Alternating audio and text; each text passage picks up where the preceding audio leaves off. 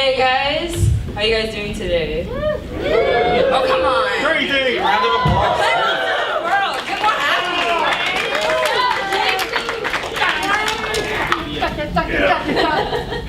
So my name is Rosado. I'm a community administrator for Monster Hunter NYC, a community based out in New York City.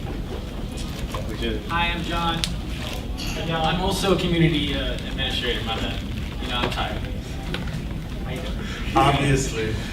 So my name is David Mercedes, and I am the IT guy. Or is there like a fancier name for it? The guy who was IT specialist. That was I fixed that. My name's Samuel McMillan Riley. I'm also known on the internet as Hot Sammy, so I'm actually not known at all. You don't know who I am. But I stream on Twitch, and I just play Monster Hunter because I'm obsessed, like all of them. My name is Elise Ostrike, and I'm a community manager for Monster Hunter NYC. Hi, Elise. My name is Henry, and I'm a Monster Hunter YouTuber and streamer, and I use streamer lightly. I go by the name Kogath. You might know me from the Monster Hunter Wikia. I also do streaming on occasion whenever I have the time. Thank you, man. Yeah, seriously. You saw some of the mouse working. Is that the real Kogath? To be honest, we're all here because of him, so. So the name of the panel is Monster Hunter Building a Community. We're going to be talking about Monster Hunter and how the game taught us how to create a successful community in which you can actually use for real life instances for. But I want to start off, how many guys actually play Monster Hunter? Yes. It's a community. How many of you guys have never played the game before? Oh, there was a lot more than I Oh, thought. that's actually pretty good. Finally. How many of you guys are here because your friends asked you to be here? It's such a fun game. So to start off, for anybody who doesn't know what Monster Hunter is. So Monster Hunter is a pretty simple game. You fight big monsters, you carve them into pieces, and you make armor. Rinse and repeat. You fight harder monsters, you get better armor, and you become stronger. It's pretty much a cycle. It's known to be very grind heavy. The game started off on the PS2, made its way onto the PSP, Wii, 3DS for years. That's probably where it grew its popularity here in the West. And now it's coming back to Sony, as well as Microsoft and PC for Monster Hunter World. Some people got upset about that, though. I mean, I'm okay with it. Who here's okay with Monster Hunter World being on PS4, Xbox One, and PC? Who's salty about it? Is anyone? That's probably fine, man. That's If great. it helps, I started on the Wii U, so I don't blame you. For anybody who's new to the game, we actually have 2 titles to suggest for you. One of them is Monster Hunter Generations. If you're new to the whole grind style of game, let's say you don't like a game like Dark Souls, we recommend Generations as it's easier to get into, and the game is a lot faster comparatively to older Monster Hunter titles. It's also a lot flashier. However, if you want a true Monster Hunter experience, and perhaps you might consider yourself a bit more of a hardcore, big Dark Souls lover, I mentioned before, Monster Hunter 4 Ultimate is definitely the title to check out. Any objections? No, I agree with that. Didn't you say portable or something? Yeah, my personal favorite, and I would recommend to those willing to do the whole import thing, but I think Portable Third is a really great game to get into as well. It's kind of I would say a more basic version of Generations. Generations had some new mechanics and things like that, but for being in the States, getting things on your 3DS or whatever console you may have, Generations and 4U I think are great starters. And 3U is a good introduction as well. For instance, if you don't have a 3DS, there is the upcoming Monster Hunter World title coming out on PS4, Xbox One, and PC. It's almost a reintroduction into the franchise, though it is the next generation Monster Hunter title. You can play it at PAXWest at the Capcom booth, so you can check out the trailer here. Who played it? Who actually got to play the demo? Like, Did it take like, well, how long? How many hours on the line? Like 6? 2 hours. So there's like a line for the line. You gotta like circle around. Oh well, enjoy the trailer that you all probably saw.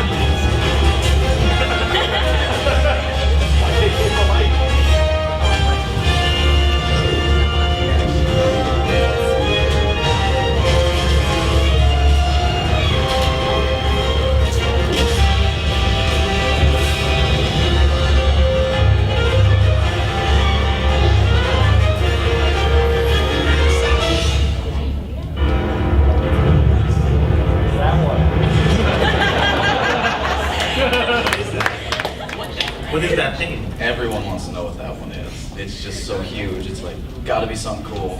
Let me hunt it.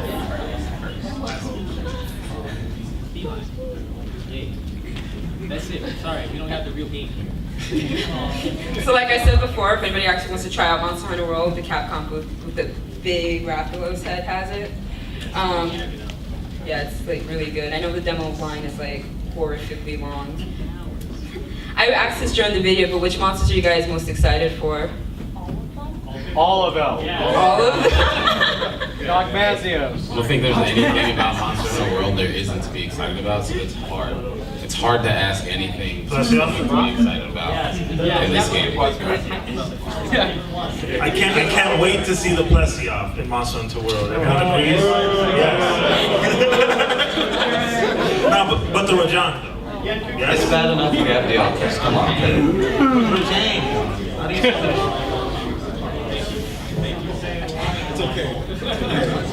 So anyway, as we said before, Monster Hunter World is kind of a reintroduction to the Monster Hunter franchise. You can ignore this clip; it was like messed up on the PowerPoint. But Monster Hunter World, though they are currently, as it's known, bringing back all 14 weapons that are in the mainline series. But this time implementing maybe some of the tricks you might have seen in Generations. Instead of having specific arts and styles, it's now implemented within the weapon itself. Oh, is it like hitting against the computer? Sorry. Kogath can give you a little more information on the weapons. Right? Can I? Yeah. Way to throw me under there. Honestly, all the weapons have been improved a lot compared to the older games. There's none that I can really think of, except maybe the lance that hasn't been touched on too much. Well, that a kid. Yeah, the power guard. That's about it. That's the only thing I've seen. All the other weapons, though, have just been impressive with the new moves. They just feel completely different. Especially the bowguns, who now have that moving shots that completely changes the entire gameplay for the weapon. Oh, it makes it into like an FPS. It does look like an FPS. So, do you want to touch on a couple of them? Yeah, I was gonna say one big complaint going into Monster Hunter World. It seems like not a big part of the fan base, but like a good chunk of it started on Generations. There's nothing wrong with that. Everyone's gonna start on a different Monster Hunter, but a lot of people were upset to hear that there was no returning of the Hunter arts or the styles. I was actually kind of on that boat because I personally like the styles and like some of the flashier hunting art, but some people thought that Generations looked too anime for some people's taste.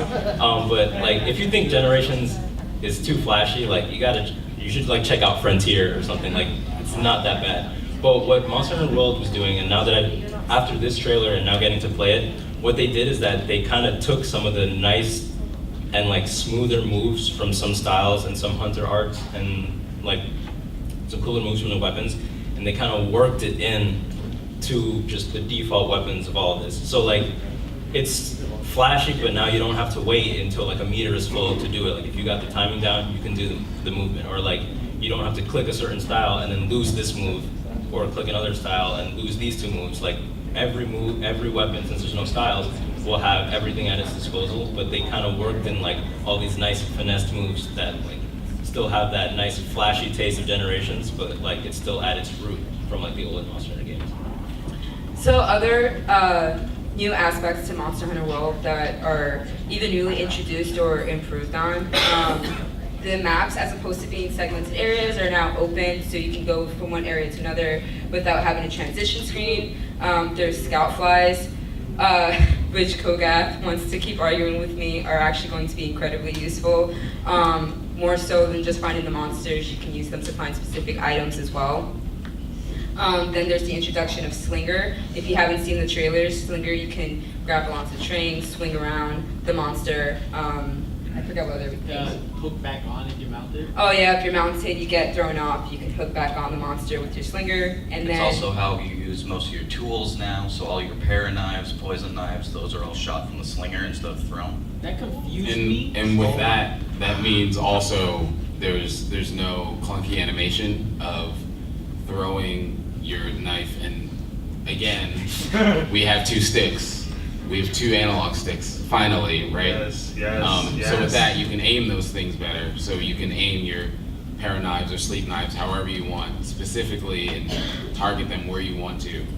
And you're not locked into a single animation. And you can do that as you're moving. So you can be running, shoot your the scatter seed or there you go, scatter nut, or like the para knife or whatever, while you're still moving. You're not locked into animation. Just World made huge efforts in giving tons of quality of life changes. Yeah, and really quick before we leave the bugs, I heard people complaining about how there's bugs helping you find the monster, but in older games we threw like a little piece of paint and then we can suddenly see it all over the map, like as if it was fully colored in pink. So I don't know, this is like a more realistic approach, and it's not like really obvious. Like me and Dalen, when we got to play the demo, we left the base and like the fireflies were like all active, so we're like, all right, let's go, and it leads us straight to an herb around the corner. We're like, oh, It immediately went. only after we found like a footprint did they like check out the footprint and then start following the monster. So it's like kind of realistic and not like just like big arrow like in the old demos, like telling you where to go. the other new thing to Monster Hunter World is the introduction to mantles, which is a throw-on over your armor that you can use for a period of time. Before that they have discussed so far is the Challenger Mantle, which is kind of like taunting the monster to come to you. Then there's Rocksteady, gives you the skill, shoot off. Then there's Gliding. There's not much to explain with that word. And then there's the Ghillie, which is kind of like a camouflage within like tall grassy areas so the monster doesn't see you. This is Metal Gear Solid, just say it. That was not supposed to be left in there. Professionalism. Other new introductions to World is the emphasis on the ecosystem. So as opposed to now concentrating on the monster, which was a huge element in older games, now you're concentrating on the monster as well as the environment around you. So you can use the environment to jump off a tree and hit a monster. You can use the environment to hit a nut off the tree to fall down on the monster's head. There's traps lingering all around the area, as well as the introduction to, as opposed to trying to gather a flash bug and trying to make a flash bomb, now you can just hit the flash bug and potentially blind the monster, also potentially blind yourself. Great right. Yeah, Flash it's button. same works for paratoads. You can hit the paratoad to release a gas to paralyze the monster. However, vice versa, you could also accidentally paralyze yourself and your friends. Yeah. Did that happen to you during the demo? Oh, no. I've seen Wait, that. did it? Henry, you got like poisoned, right? Yeah, he got poisoned. I threw some poison knives and he got poisoned. I don't know how that works, but okay. And then perhaps one of the most exciting changes for me is the the predator versus prey aspect. As opposed to two monsters just coming onto a map. Now, if one's higher on the food chain, they will start attacking each other, giving you some wiggle room to try to figure out the fight. So you can either leave and have them go at it, or pray to God and Try to go forward. There is one thing I wanted to touch on. Who has noticed all the flora and fauna in the game and wondered, what can we do with it? While I was playing the demo, I noticed we had a little item called a capture net that was fired from the slinger, and you actually can capture them. So now I'm really curious what we can do with them, whether it's making equipment, items, what if there's even a pet system? There's so much to this game we haven't found out yet, and it just looks like it's going to be absolutely amazing. Is that insider info? No. I don't know, Kogat. You be with me. I'm just saying, there's a lot to this game, and I really Confirmed. am curious what all we will find. And one of the demos, one of the felines actually tamed one of the little monsters. The little One of the felines in the demo actually tamed one of the smaller monsters. Yeah, there's a mechanic with your cat where they can communicate with other monsters and things that are out on the field and work together. So, like somebody in the audience just said, there was the cat tamed one of the monsters, and that can result either the cat like having the smaller monster with him on the side, but the cat can also ride that monster while they fight. And there's also other felines in the field as well, and the cat can coordinate with them, and they'll gather other cats and use them as a trap. So they'll have. I don't know if this is confirmed, but I heard that you can pay the cats with Felvin so that they can help you. I kind of bribe them. So I hope that's true. That'd be really fun. So, one of the biggest changes actually comes with map interaction. So this time around, you could actually fast travel to your base camp mid-hunt, and now there's multiple bases on a single map as opposed to just there being one. Also, at your base camp, if you fast travel there, you also have the option of switching your armor as well as your weapon, as well as your feline's armor and weapon. Any other comments to that? This is the cutest part of the game. You get to see the feline in like full 3D and loveliness. That's all I care about. I don't know about cute. Some people are saying they look a little weird now that they're Full so HD. they're so detailed now, it's a little off-putting.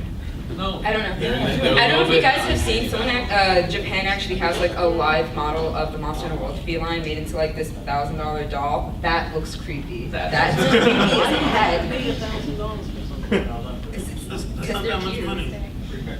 But something I think that's really great about being able to switch your weapons on the fly, I think, talking with Kogath, he's just mentioned, or we just feel that it's just the tip of the iceberg of all the things we've seen. So I think that just goes to show with how dynamic this game is going to be, that from what I've seen, the developers made it very important that being able to switch your weapons on the fly to help adjust to what's going on is just, that just means there's just so many more things that the game is going to be able to do for us, and situations that put us in to where it's like, okay, we're going to need to change weapons here. It is very useful to change, even because you can change your charms and your armor pieces and weapons and all that. So it mantles and all that kind of stuff. So that, I think that just goes to show how complex and detailed these both monsters and maps are really going to be, and it's just so exciting to report. You can finally cut the tail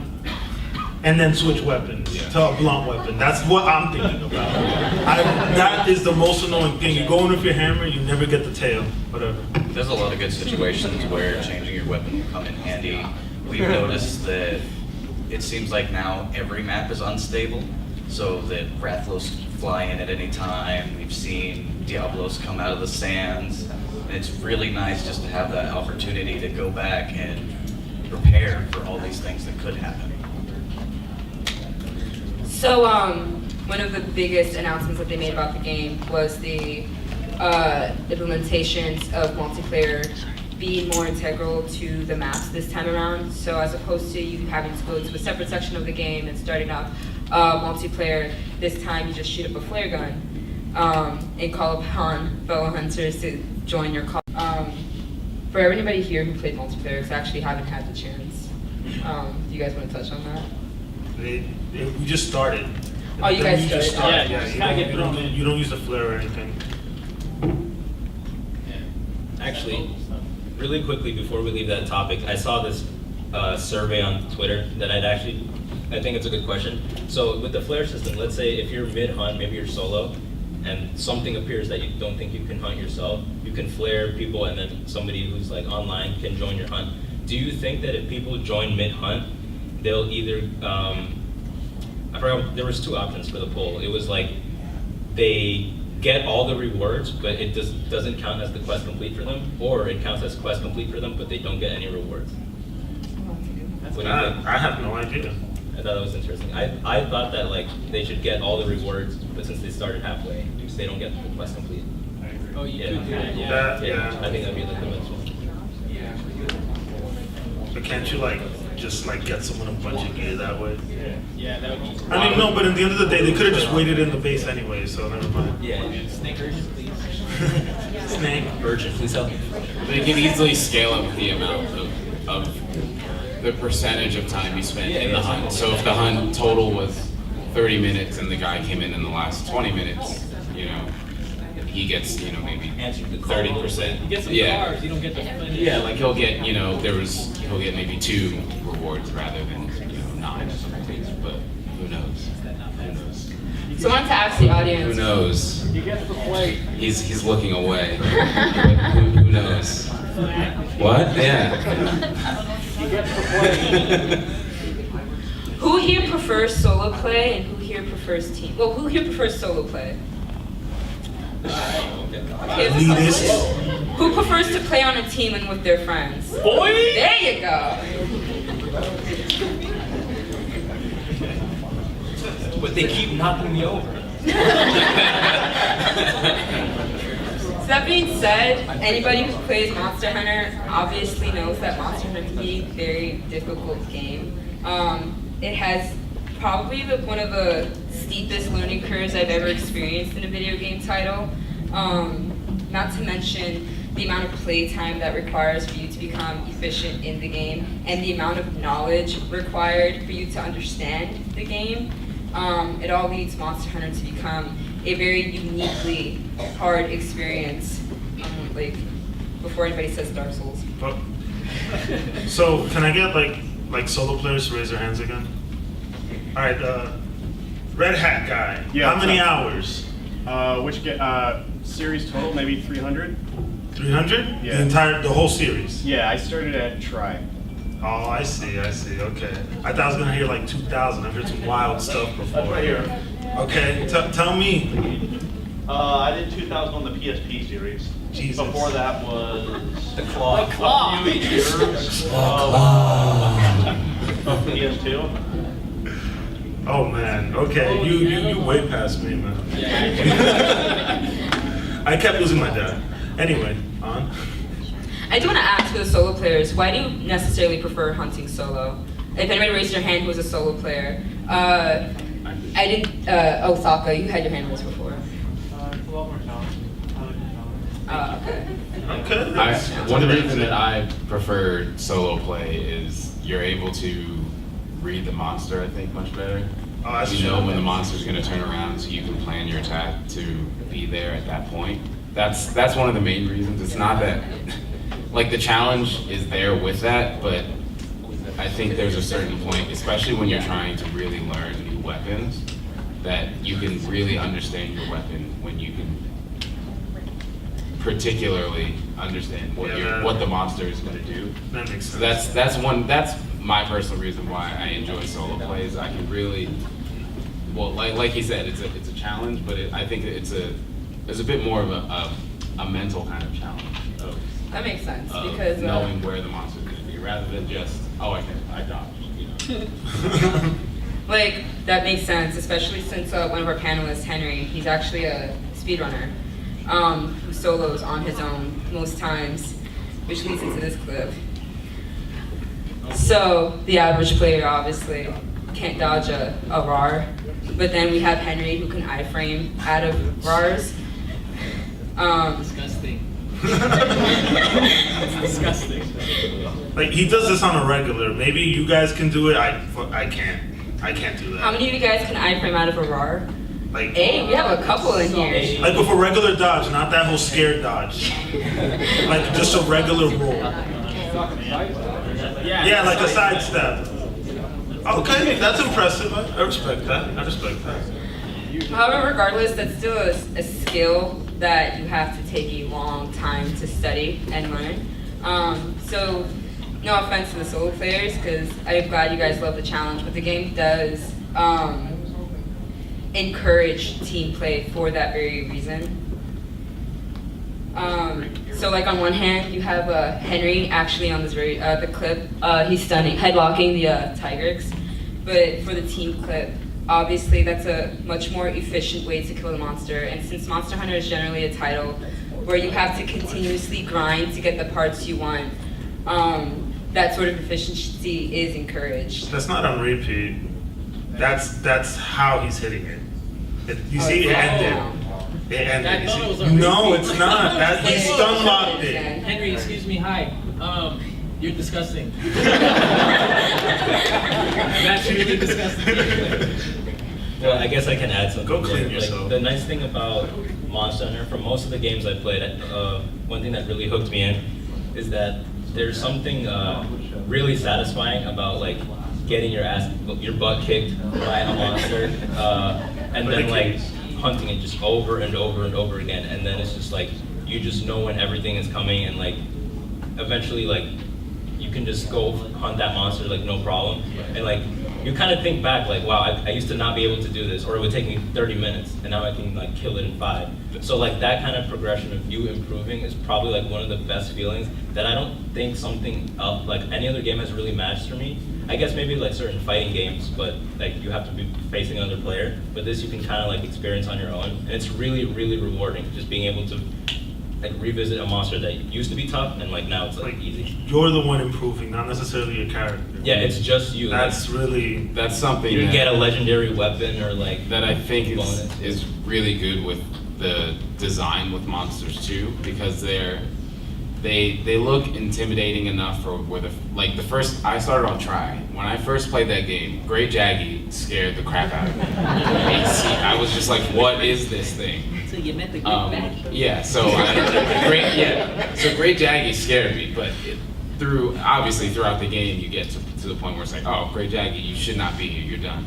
Like before he even gets a roar out kind of thing. And that's that monster for me initially, like the monster that really terrified me was Devil Joe, to the point where I like throughout all of Try until about maybe my last few HR, I despised that monster, and now he's like my second favorite monster because it's that feeling of like, I used to genuinely be terrified, like I would be shaking holding my controller when he showed up in a quest. It's like a love-hate relationship. Yeah, like, and now we meet it's- again, old friend. Yeah, now it's at that point where it's like, you're like, oh god, Devil Joe, and I'm like, I can't wait to fight Devil Joe, he's the best fight ever kind of thing. Stygian is better.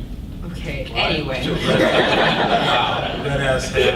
This is actually a question back to the solo players. So how many of you guys truly played solo without having to look up information that may have been provided online or in online communities? Like back then too. Yeah. So that's 3 people out of this entire crowd, by the way.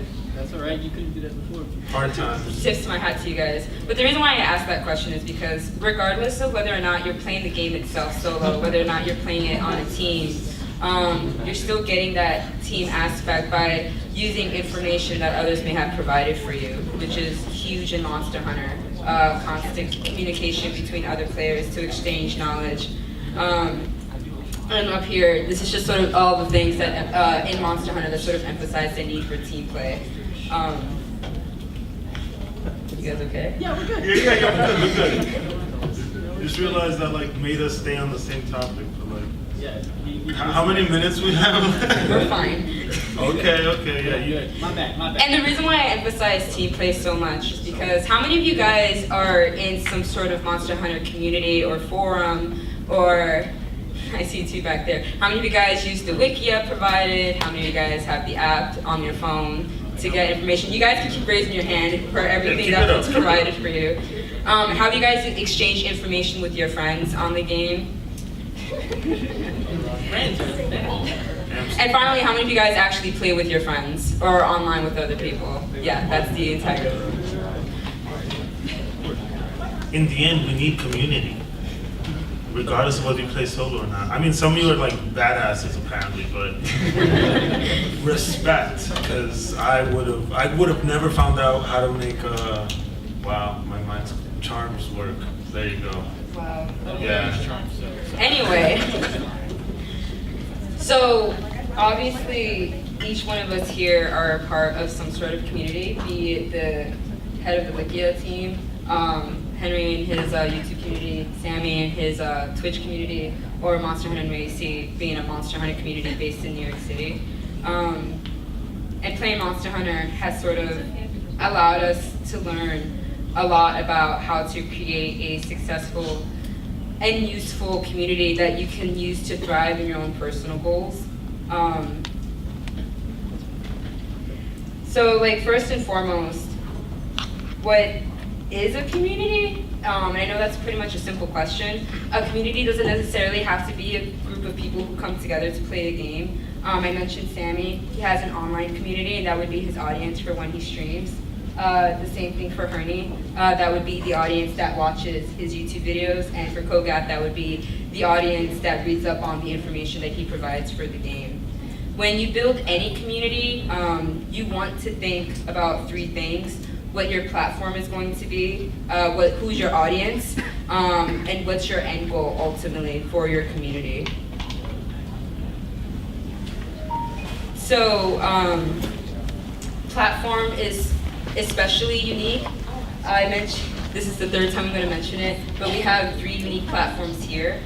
Kogath, his platform would be Wikia, Sammy, his platform being Twitch, Herney, his platform being YouTube, and for Monster Hunter NYC, our platform is just peer-to-peer meetups, so like our community is our platform.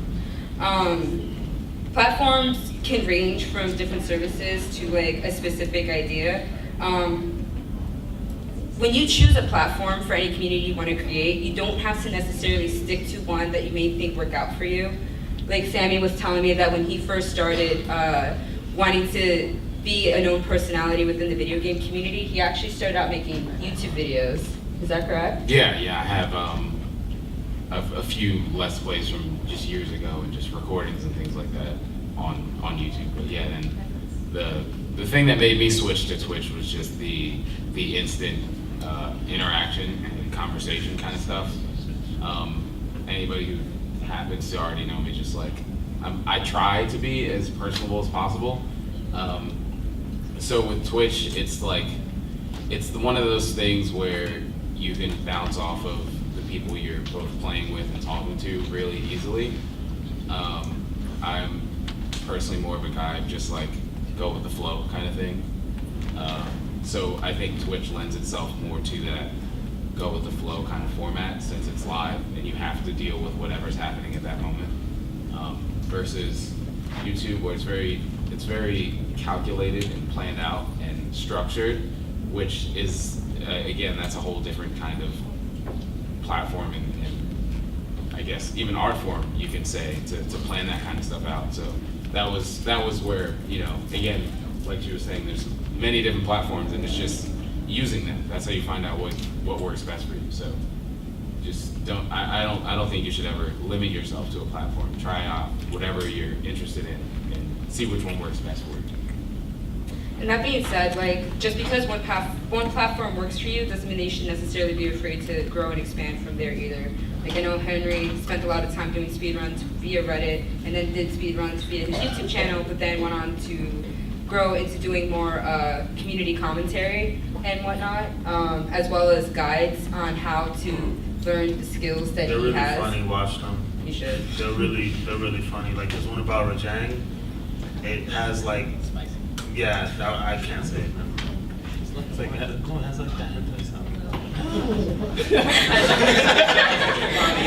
It's a lot. It has a sound effect. Look at it.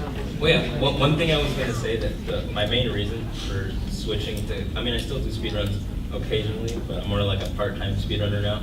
But I used to get a lot of comments like asking how I was doing what I was doing, or like, I mean, I'm sure you've seen it. Like you'll see like a really good hunt or a good player in any game, and then the comments are just like, "Wow, I could never do this," or like, "This guy's a god." It's like, no, I mean, all it takes is just like practicing and repeating and like getting accustomed to, I guess, any specific monster, or just knowing your weapon really well, and then it just kind of works on everything. So, but a main thing, I mean, I'm friends with a lot of speedrunners, and one, they're either really shy, or two, English isn't their first language, because most of them are Japanese or German, so they don't really talk. So I kind of like took it upon myself to try and explain like some things of what's going on, because not a lot of them would. But that's kind of like encouraged some more people to do guides and just kind of explain what's going on, because with Monster Hunter people learn in like two different ways. It's just like information, and then you can just watch someone play and you'll learn from there. Like I can watch someone play and then like I'll try and just replicate that, but that doesn't work for everyone. So there's kind of has to be like a medium for how people learn. So that's kind of what made me try and do that. So like I said, define what you want your platform to be. Try it out, and if it doesn't work out, try out different things that you're most comfortable with, and then continue from there, because it's always the best way. The second thing would be knowing who your audience is. This one's a bit tricky. Kogath's audience tend to be players like you guys who are looking for information and knowledge on how to understand the game better to become better hunters, whereas Henry's audience tend to be hunters who want to learn gameplay better.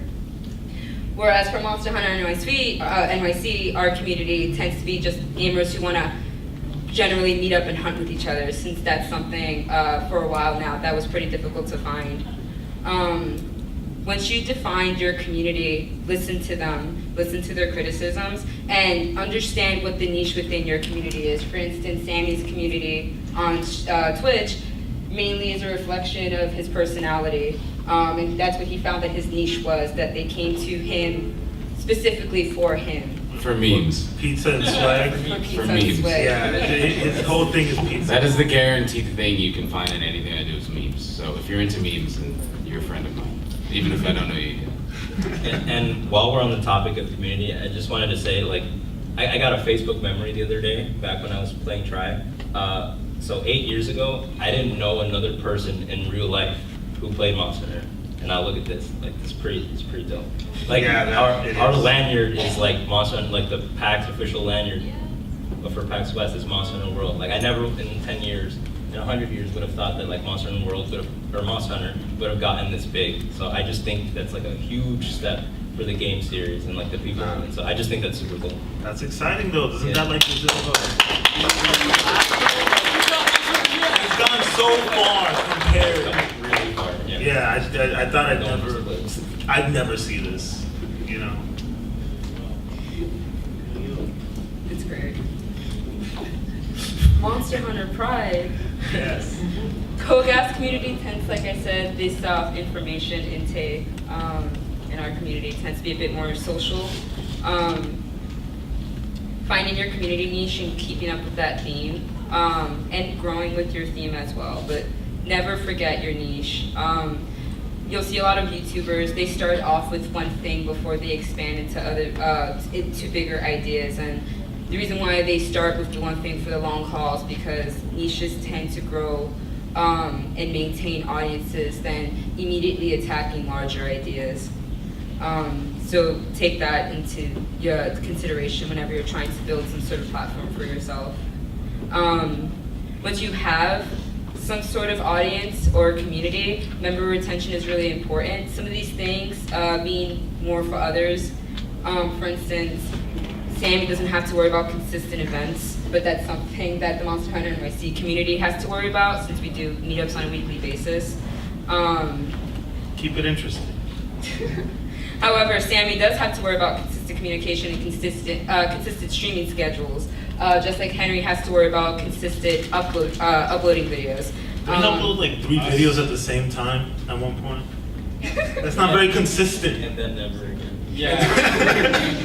But that is where, because we all have lives, I think, and that is where things on that other panel that you saw, like Discord, there are extremely vital and important because they allow that communication to be held, whether you're doing physical events, whether you're uploading YouTube, whether you're updating a wiki, starting a stream. You always have that sense of community when you're using something like I can't even compare Skype and Discord. I'm just going to keep talking about Discord because it's like we're honest. Skype, right? So it allows for those bits of communication to stay and be consistent, even when other things do get in the way of putting that core content out. You can still have a conversation. I'm sure all of our Discords were exploding when the E3 trailers were just shown for World, and we were just like, holy crap! Like this isn't real. Like at that point, well, maybe Kogath had information. Just, of course. Like Kogath wasn't like, here's all the frame data or weaknesses of Monsters in World. Like there's no way like Henry could have had a video already for World content. And, like I couldn't stream World, like it wasn't out, but like that's just the importance of Discord. Like we could all be together and talk about that because that's an important event, even if we're not providing the content of that event. So Discord was a great tool for doing that, and that just helps build and keeps that community consistent and bind it together. So like Sammy mentioned Discord being a way to involve your community via communication. Oddly enough, Monster NYC we use Facebook a lot, the Facebook groups, no matter how trash the app actually is.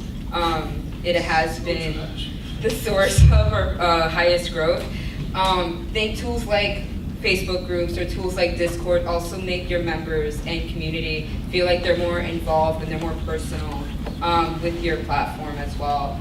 And that's really important for making them feel like they're part of something larger, be it a personal platform or be it a larger community that you're trying to establish yourself.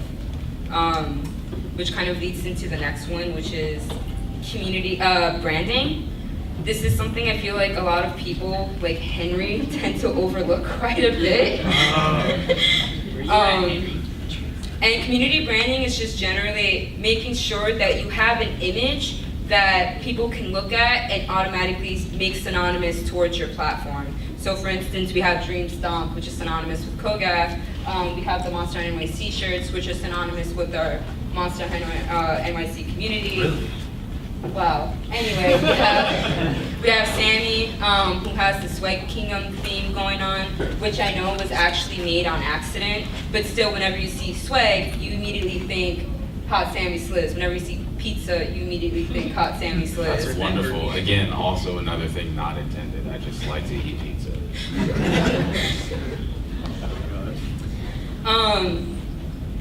Another huge aspect of community building, which people tend to be too prideful to do, is collaboration.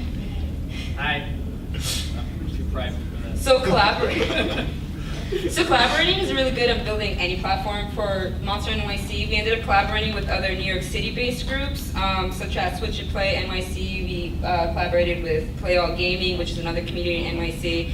And it ended up introducing us to members that can cross over with each other. So in turn, they got new members, we got new members.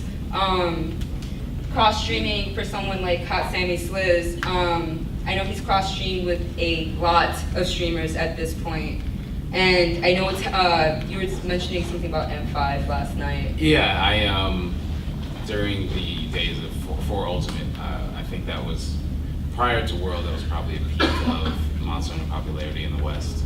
So I took efforts to work with as many other Twitch streamers that I knew that also played it. So it was like a weekly thing. Every Monday I'd find different Twitch streamers, me and another buddy, we'd find another 2 people to just play for a night, just stream together and just show the different amount of people who actually do play Monster Hunter and are out there that do play this game, that a lot of people do still believe is niche. I mean, for me, when I first played Monster Hunter, it was one of those things that I instantly fell in love with. But I never even heard of until Tribe. I had never heard anything of Monster Hunter until then when I was like, oh, check this game out. And I even played it in Japanese, and I was just like, I don't even know what I'm reading, but this is amazing. But it's one of those things where, like, if I knew that was around PlayStation 2, I would have never played anything else. It would have just been Monster Hunter from then until now. So yeah, just working with others and meeting other friends and stuff like that is. Are you tapping me to? No, you gotta step the game. No, step your play game. And for instance, Kogat's a part of Platoon, if I'm not mistaken. Yeah, we're basically a Twitch team that is focused on kind of helping each other with various things like content creation and just sharing news with each other so we can keep up to date. We've got people like Eric's Gaming in there, Gaijin Hunter, got my buddy Omnitoad over there, Shepard from Teamwork Podcast, and we just try and keep each other up to date. And like Eric's did my Twitch layout, so big thanks for him, because I want to know how to do a Twitch layout. I'm not very good with graphics at all. Omnitoad, didn't Eric's do one for you too? Yeah. Yeah. Just little things like that, helping each other out, helping us to put out the best content we can. When a community works together, they can succeed together, and that tends to look better for sponsors and companies and generally the audience too, because when one aspect of a community fails, that generally looks bad for anybody who's trying to build on the same platform, because then that negativity tends to spread, and it forces people to sort of distrust what a community can be. So working together is definitely an experience that people should keep in mind more often instead of thinking solely in the reign of competition. And speaking of sponsors, this one I want to kind of gloss over quickly. There's two kinds of sponsors you can get. There's corporate support and there's corporate sponsors. So corporate support's generally when a big company lends their hand out to you because maybe they like what you're doing. You're not necessarily a part of their umbrella, you're not necessarily a part of their name, but they do want to offer you by possibly calling you out on their social media, possibly sending you goods that you can use for an event or a stream. You're more than likely to get corporate support from larger gaming companies such as Capcom or Nintendo. And the corporate sponsors you'll find to be easier gotten with smaller companies.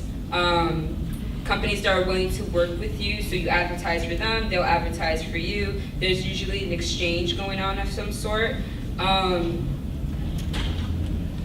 These are imperative because most people, when they try to get some sort of sponsor or support, they think that just having an idea is enough to try to convince someone to get either or. And the reality is, you can't just ask and present your idea. You need to show them why it works. Not how it works, but why. You need to show them that it has worked before and that you're trying to strive for something greater. So make sure that when you do strive for these things, you have something to present that looks kindly on yourself and makes you look like you can be an asset. And finally, communities of any kind, be it online, be it social, like Monster NYC, be it YouTube, streaming, or even the Wikia, they have real life applications and real life possibilities. For instance, the leader of this community called Street Pass LA actually ended up working for Nintendo Treehouse as of last year. I'm not sure if I should say the Capcom one. Do it. The Capcom community Unity manager for Monster Hunter, Yuri, actually started off making a DeviantArt community for Monster Hunter. What kind of art?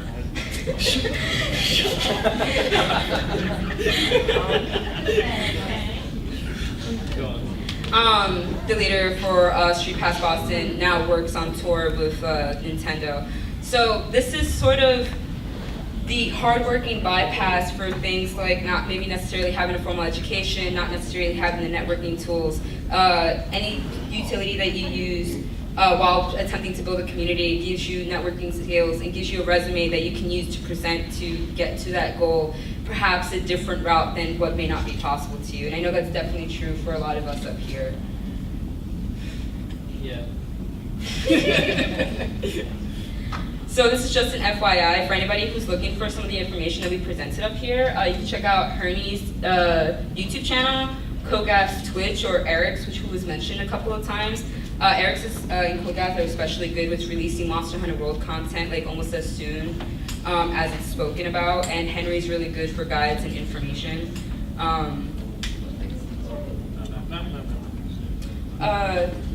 No, that is just where to find us, which means questions time.